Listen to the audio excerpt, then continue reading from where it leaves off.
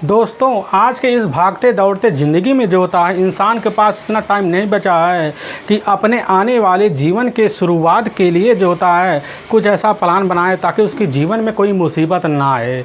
और इन्हीं जीवन के अहमियत को ना समझते हुए इंसान के सामने कुछ ऐसे सिचुएशन आते हैं जिसकी वजह से वह हमेशा हमेशा के लिए इस दुनिया को छोड़ के भी आज के ज़माने में चला भी जा रहा है। आज की घटना में सेम कुछ है, ऐसे ही क्राइम स्टोरी निकल के आ पाती है जिसको सुनकर हर किसी नौजवान का कलेजा भी दहल सा जाता है। आखिर क्या था आज की घटना में? आज की घटना में क्या हुआ? आज की घटना की सच्चाई में क्या था? इन सब की गहराई से आप जानने के लिए आप इस क्राइम स्टोरी को लास्ट तक ज़रूर देखिएगा। नमस्कार दोस्तों, मैं प्रदीप कुमार आपको इस टेढ़ी बात चैनल पे मैं स्वागत करता हूं। दोस्तों आज की यह जो सच्ची घटना है, यह जो क्राइम स्टोरी है, आप एक बार जाकर अपने ही प्यारे हाथ इस चैनल को लाइक और सब्सक्राइब और शेयर ज़रूर करें ताकि आपकी वजह से इम्पोर्टेंट होने के नाते यह जो क्राइम स्टोरी है यह काफ़ी लोगों तक पहुंचाया जा सके।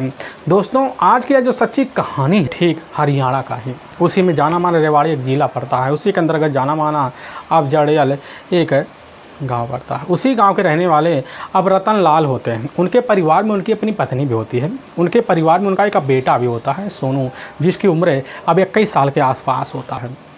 उसकी अपनी पत्नी भी होती है। लेकिन इधर जो होता है मौके पर उनके परिवार में किसी चीज़ की कोई कमी भी नहीं होता है।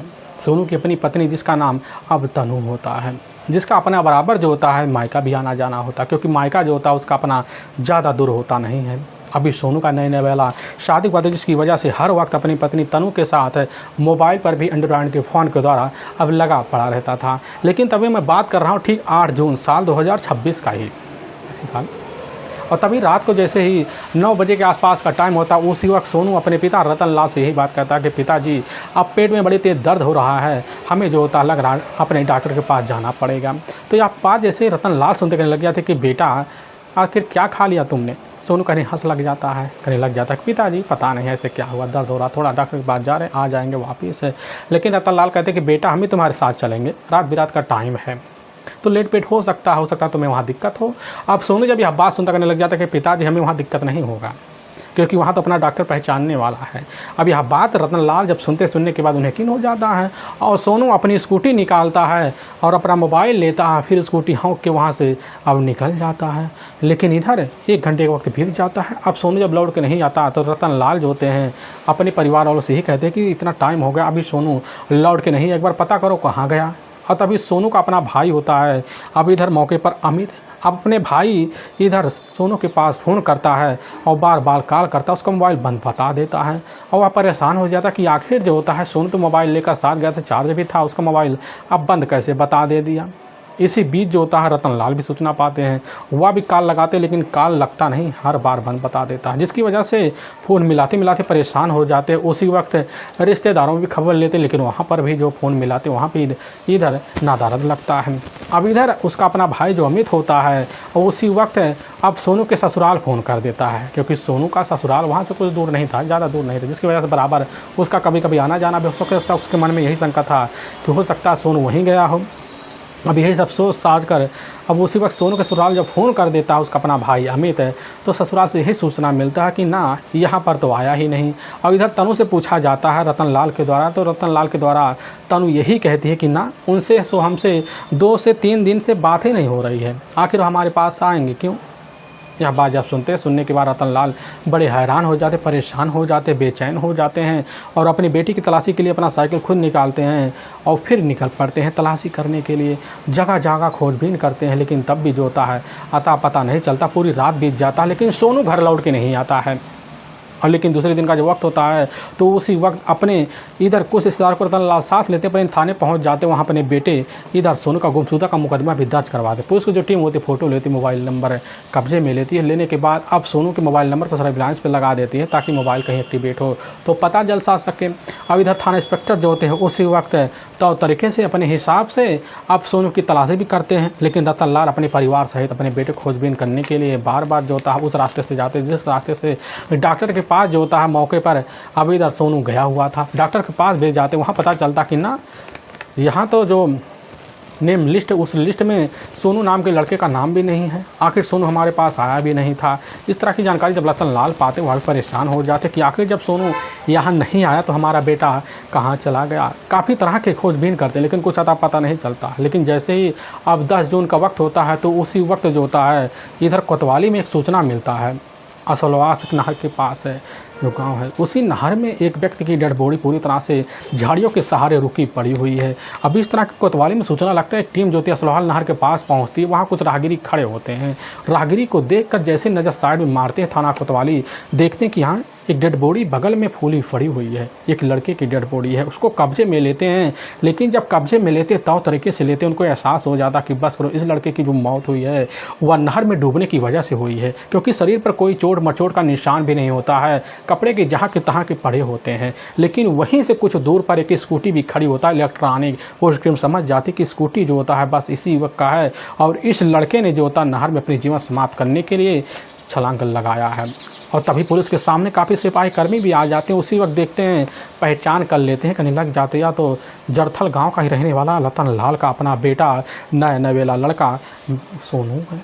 अब इस तरह की जैसे ही वहाँ के सिपाही खबर पाते, इसकी जो खबर होता है जरथल गांव में रतन लाल को देते हैं। रतन लाल जैसी खबर पाते अपने बेटे अमित को लेते हैं, अपने परिवार को लेते हैं और फिर उसी असलाहबाद नहर के पास पहुँचते हैं। डेड बॉडी को करीब से नहीं देखते, दूर से देख कर शिनाख्त कर लेते हैं हमारा अपना बेटा सोनू है।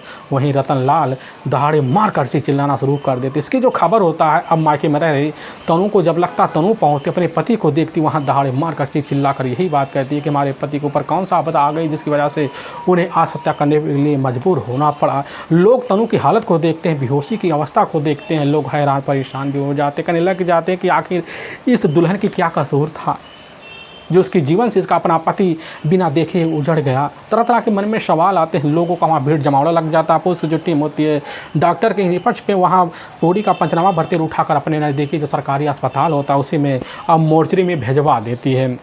पुलिस की टीम के सामने इधर सोनू के पोस्टमार्टम रिपोर्ट भी बड़ी जल्दी निकल के आ जाते हैं। पता चलता कि सोनू की जो मौत हुई है वह नहर में डूबने की या सांस फूलने की वजह से हुई है। पुलिस की टीम को यकीन हो जाता कि बस करो सोनू ने आत्महत्या कर ली है। पुलिस की टीम जो थी अभी इस केस को वहीं रफा दफा करती, ठंडे बक्से में डाल देती है। लेकिन घर में सारे कार्यक्रम को रीति रिवाज के तहत सोनू के इधर रस्मों के तहत निभाए जा रहे होते हैं। उसकी अपनी पत्नी भी होती है। तनु का हालत बहुत बेहतर हो जा रहा था। लोग रोज सोच सोच कर परेशान हुए जा रहे थे।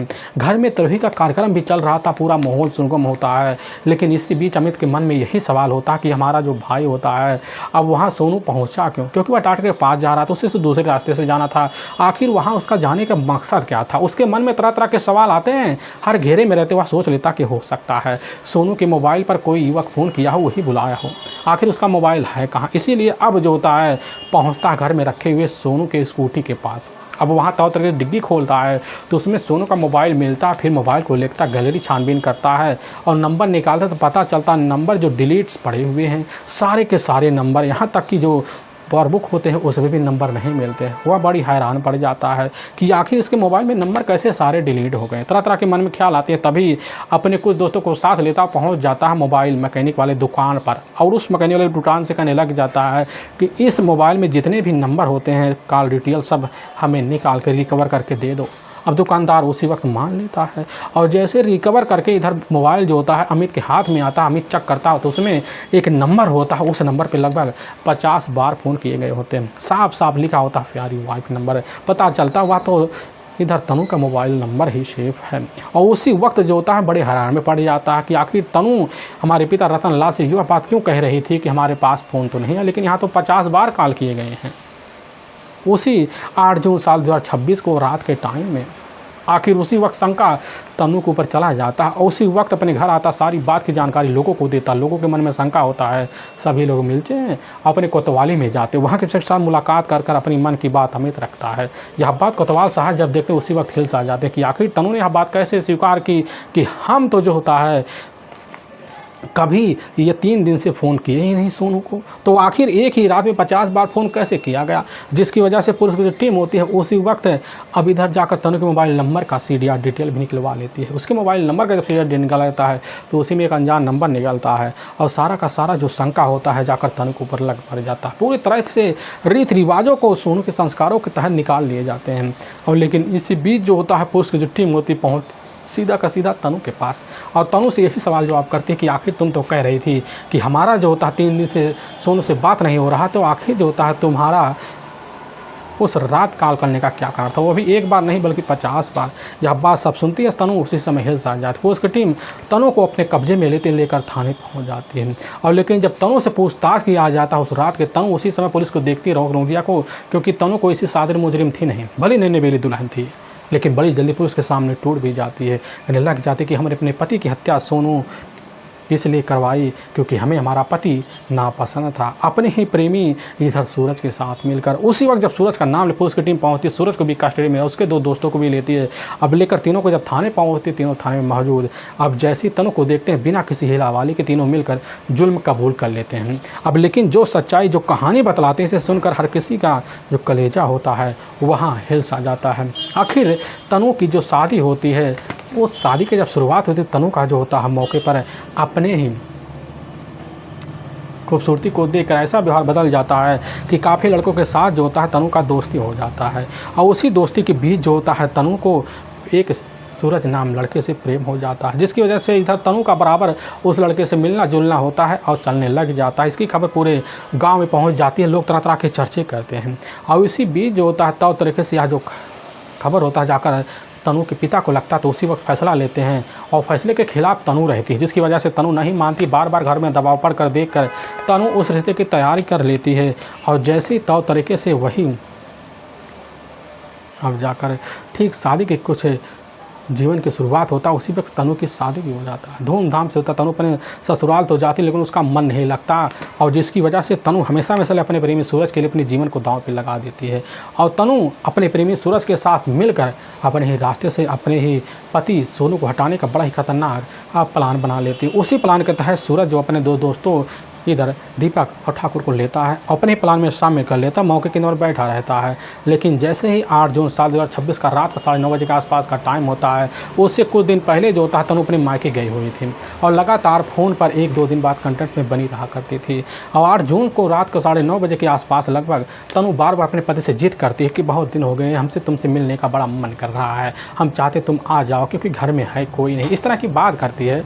तो सोनू ठहरा नौजवान, जिसकी वजह से अपनी नैने बेली दुल्हन की बात मान लेता है, और जिसकी वजह से घर में जा अपने पिता रतन लाल से कहता है कि तबीयत खराब है, पेट खराब है, हम जा रहे हैं डॉक्टर के पास।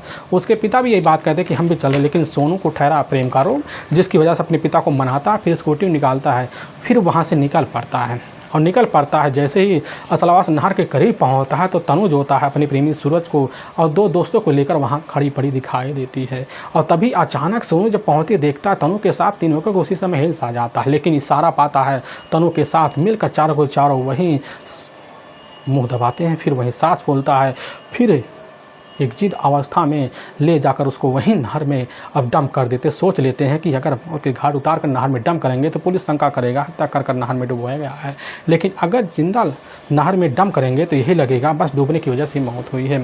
जिसके बाद डंप करते हैं, फिर स्कूटी को वहीं रखते हैं, फिर अपने अपने काम के अपने घर के लिए निकल जाते हैं। लेकिन वाकई में दोस्तों पुलिस के सामने जब यह सच्चाई एक सीढ़ियाँ डिटेल से निकल के आती है, सुनकर हर किसी का कलेजा भी हिल सा जाता है। नवी दुल्हन ने कैसा चाल चला। पुलिस की जो टीम होती है अब चारों को ले जाती है वहाँ के कोर्ट में, ठीक जो होता है 9 अगस्त को पेश करती है। 9 अगस्त को पेश करने के बाद 15 दिन जेल रिमांड पे डाला जाता है, फिर लंबी सज़ा के लिए हमेशा के लिए चारों को भेज दिया जाता है। दोस्तों हम इस घटना का सुनाने का जो उद्देश्य है किसी के दिल को ठेस पहुंचाना नहीं है, बल्कि आपको यह बताना कि आप जहां भी रहें आप सावधान और सतर्क जरूर रहें। फिर मुलाकात होगी, तब तक के लिए जय हिंद और जय भारत।